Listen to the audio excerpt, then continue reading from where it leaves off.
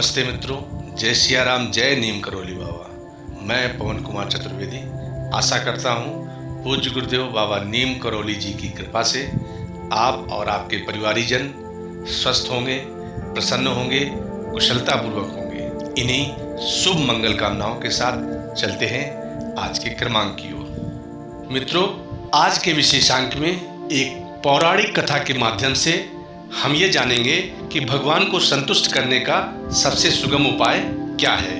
तो चलिए चलते हैं आज के विशेषांक की ओर। मित्रों, एक बार की बात है, देवर्ष नारद जी ने महाज्ञानी श्री सनक जी से पूछा, हे महामुने, आप तो भगवान के परम प्रिय हैं और सब बातों को जानने वाले हैं। अतः भगवान जनार्दन जिस प्रकार संतुष्ट होते हैं, भगवान केशव जिस प्रकार संतुष्ट होते हैं, वह उपाय मुझे बताने की कृपा करें।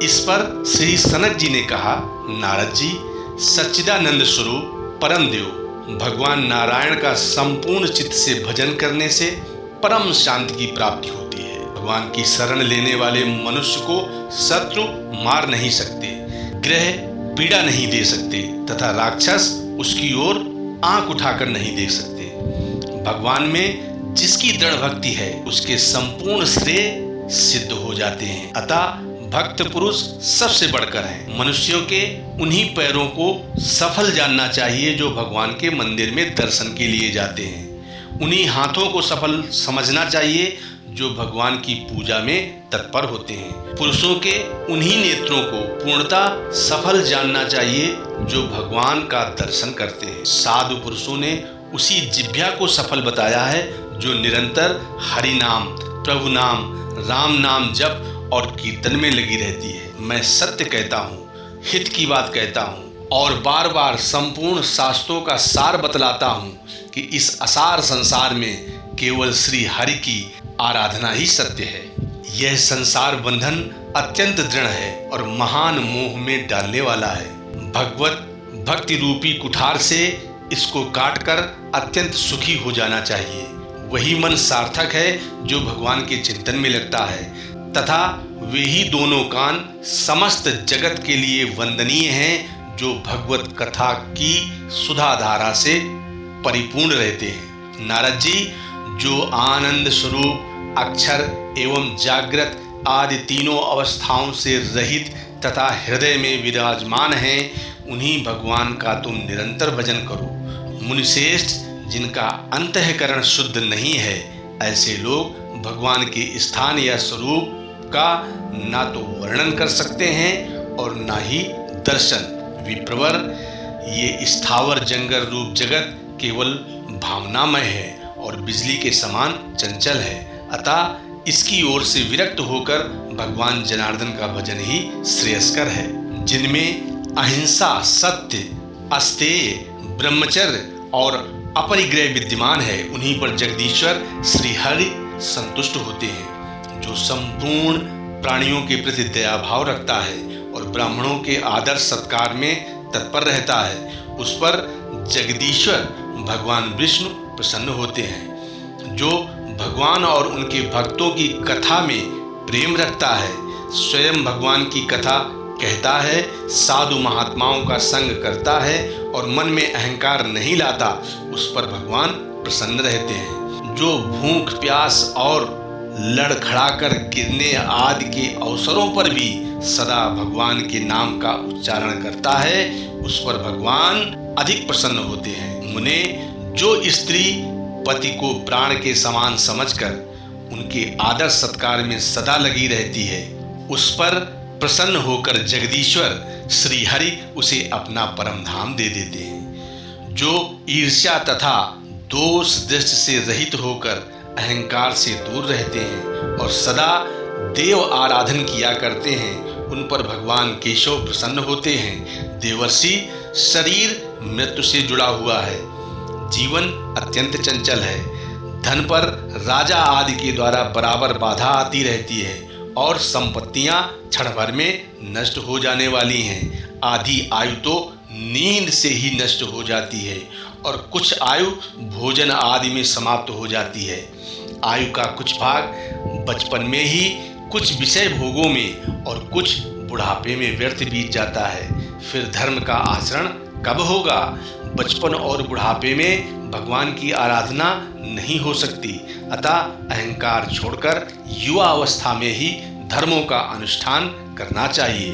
हे मुने, यह शरीर मृत्यु का निवास स्थान और आपत्तियों का सबसे बड़ा अड्डा है। शरीर रोगों का घर है।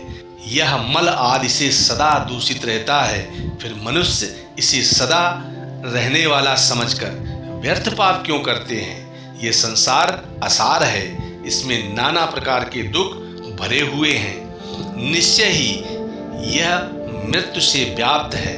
अतः इस पर विश्वास नहीं करना चाहिए। इसीलिए विप्रवर सुनो, मैं ये सत्य कहता हूँ, देह बंधन की निवृत्ति के लिए भगवान की पूजा करनी चाहिए, अर्थात भगवान का भजन करना चाहिए। अभिमान और लोभ का त्याग कर काम क्रोध से रहित होकर सदा भगवान का भजन करना चाहिए, क्योंकि मनुष्य जन्म अत्यंत दुर्लभ है।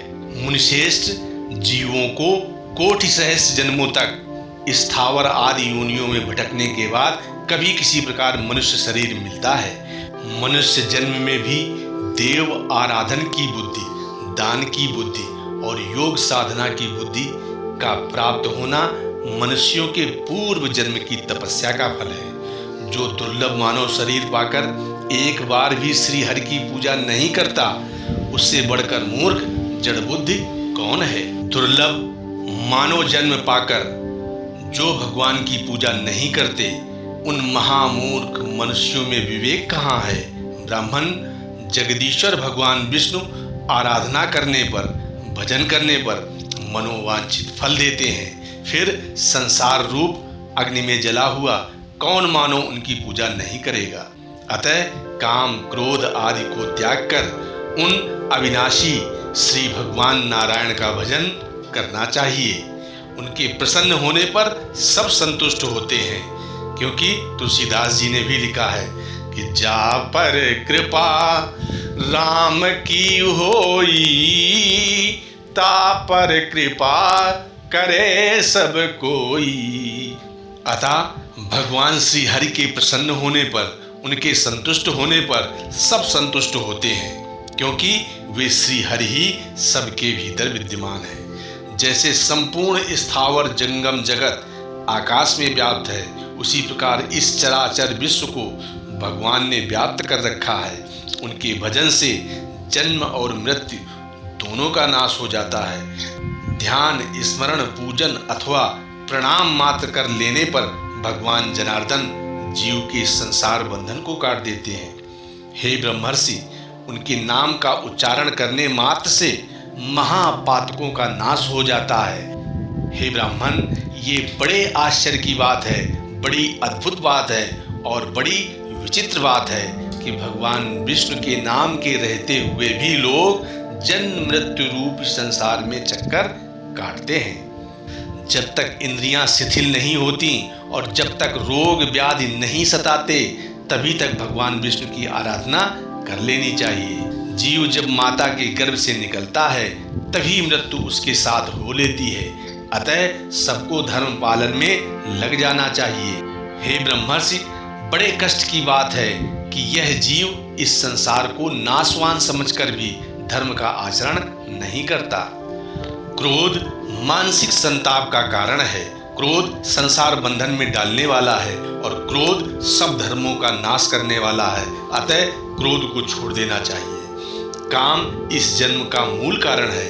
काम पाप कराने में हेतु है और काम यश का नाश करने वाला है। अतः काम को भी त्याग देना चाहिए। हे मुनिश्रेष्ठ, मन ही मनुष्यों के बंधन और मोक्ष का कारण है।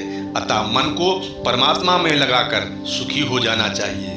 अहो, मनुष्यों का धैर्य कितना अद्भुत, कितना विचित्र तथा कितना आश्चर्यजनक है कि जगदीश्वर भगवान विष्णु के होते हुए भी वे मद से उन्मत्त होकर उनका भजन नहीं करते हैं। भरण पोषण करने वाले जगदीश्वर भगवान अच्युत की आराधना किए बिना संसार सागर में डूबे हुए मनुष्य कैसे पार जा सकेंगे? अच्युत, अनंत और गोविंद आदि आदि इन नामों के उच्चारण रूप औषध से सब रोग नष्ट हो जाते हैं। यह मैं सत्य कहता हूँ।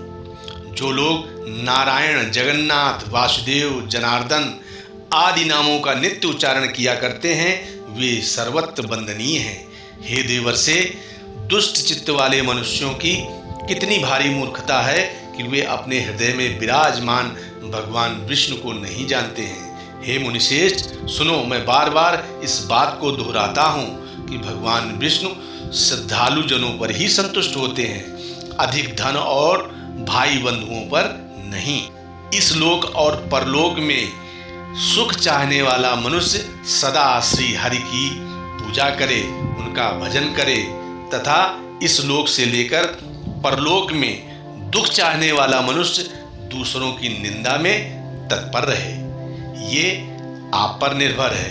अतः विप्रवर सुनो, भगवान के भजन में लगे हुए मनुष्य सर्वत्र श्रेष्ठ कहे गए हैं, क्योंकि भक्ति अत्यंत दुर्लभ है। जो ईर्ष्या और द्वेष से रहित हैं, नित्य भगवत भजन परायण हैं तथा काम आदि दोषों से दूर हैं, उन पर भगवान सदा संतुष्ट रहते हैं। मित्रों, आज का क्रमांक कैसा लगा कमेंट करके अवश्य बताएं। मिलते हैं अगले क्रमांक में, तब तक के लिए विदा लेते हैं। नमस्ते मित्रों, जय सिया राम, जय नीम करोली बाबा।